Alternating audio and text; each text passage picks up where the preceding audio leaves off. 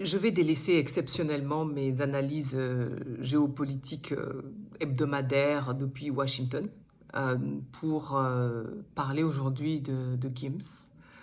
Gims et ses récentes déclarations sur les pyramides d'Égypte qui produiraient de l'électricité. Alors Gims, si tu me permets de te tutoyer, la connexion du Congo créée en lien. Je voudrais prendre ta défense. Non, non pas que tu en aies besoin, mais j'ai vu comment depuis Paris, beaucoup se sont moqués de toi. Euh, j'ai vu aussi combien, avec quelle délectation, certains ont contesté l'idée d'un leadership africain comme si c'était quelque chose d'aberrant. Euh, Rien que l'idée a pu en choquer certains. Euh, je ne te défends pas parce que tu en as besoin, mais parce que je le fais pour nos enfants, pour qu'ils n'aient pas à raser les murs et qu'ils marchent la tête haute. Ce n'est peut-être pas la lettre de ce que tu as dit qui est important, mais l'esprit. En quoi est-ce compliqué à comprendre? Il n'y avait peut-être pas d'électricité sur les pyramides, mais il y avait beaucoup mieux que cela. C'est en Afrique que l'homme est devenu bipède. La bipédie, c'est cette révolution qui a marqué les débuts de l'extraordinaire aventure humaine. Euh, L'âge de la pierre aussi, l'une des époques les plus brillantes de l'humanité, a commencé en Afrique. Au Mali, le Ghana, le Togo, le Soudan en savent quelque chose.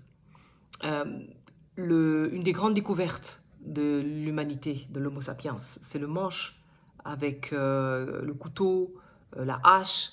Ils vont jouer un rôle moteur dans les grandes découvertes qui aideront l'homme à sortir de l'animalité.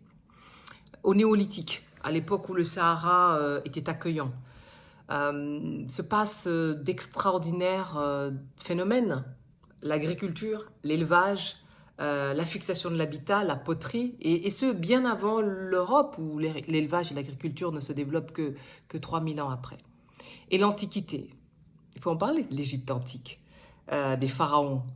Ça s'est passé en Afrique aussi, parce que tout simplement, c'était le couronnement de ce leadership africain durant les premiers siècles de l'histoire humaine.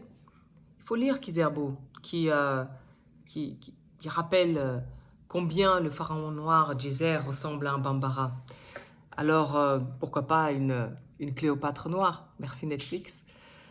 Au sud de l'Égypte, la Nubie. La Nubie.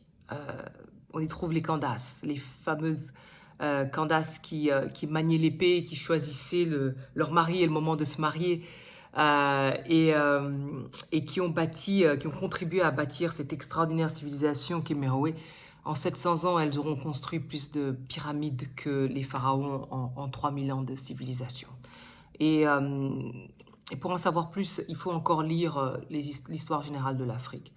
Alors Gims, tu n'as, tu méritais pas ce lynchage. Tu as juste voulu corriger une injustice, réparer les Africains dans leur dignité d'homme.